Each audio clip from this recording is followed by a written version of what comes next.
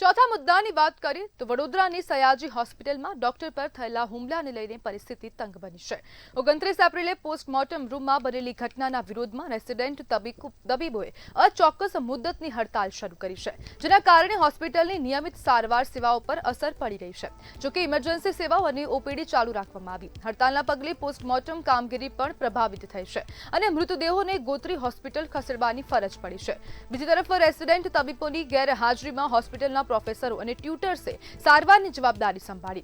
તબીબોની મુખ્ય માંગ સુરક્ષા વધારવાની છે। હોસ્પિટલ કેમ્પસમાં સીસીટીવી કેમેરા, કાયમ સિક્યોરિટી અને અંધારા વિસ્તારોમાં લાઇટિંગની વ્યવસ્થા કરવાની માંગ છે। તબીબોએ ઘટનાને લઈને પોલીસમાં ફરિયાદ નોંધાવી છે અને ન્યાયની માંગ કરી છે।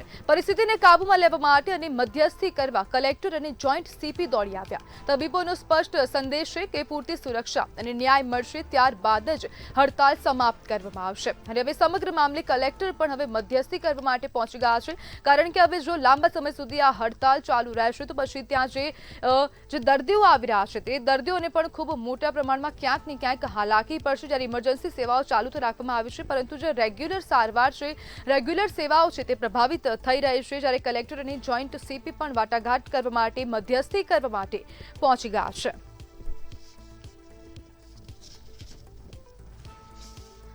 અને આજ મુદ્દે આપણી સાથે ચર્ચા કરવા માટે ભોગ બનનાર તબીબ ડોક્ટર શ્યામ વાયા જોડાઈ ગયા છે। શ્યામભાઈ, હોસ્પિટલમાં સુરક્ષા વ્યવસ્થામાં કેમ માંગણી કરવામાં આવી રહી છે, અને સૌથી મહત્વનો પ્રશ્ન એ છે કે શું અગાઉ પણ આ સયાજી હોસ્પિટલમાં આવી ઘટનાઓ બની છે? શ્યામભાઈ, આપનો અવાજ નથી આવતો। હું વાત કરું તો છેલ્લા 2 મહિનામાં હેલો આવે છે અવાજ? જી જી બિલકુલ। હેલો જી શ્યામભાઈ। હેલો જી શ્યામભાઈ, આપનો અવાજ આવે છે। છેલ્લા 2 મહિનાની વાત કરું તો છેલ્લા 2 મહિનામાં આવા 3 ઇન્સિડન્ટ થયેલા છે કે જ્યારે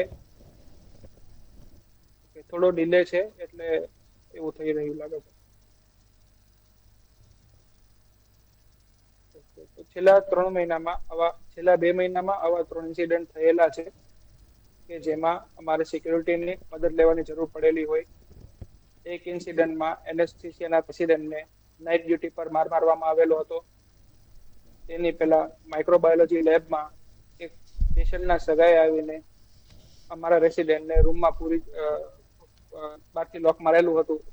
તેના માટે અમારા સાથી રેસિડેન્ટોએ તેમને છોડાવવા જવાનું પડેલું હતું। અને આ ઘટનામાં તો અમારા એસોસિએટ પ્રોફેસર પણ હુમલો થયેલો છે, તેમને પણ માર મારેલો છે। જી આ બિલકુલ ખાલી માત્ર શ્યામભાઈ। છેલ્લા 2 મહિનાની વાત છે। જી બિલકુલ શ્યામભાઈ, જોડાવા બદલ આપનો આભાર।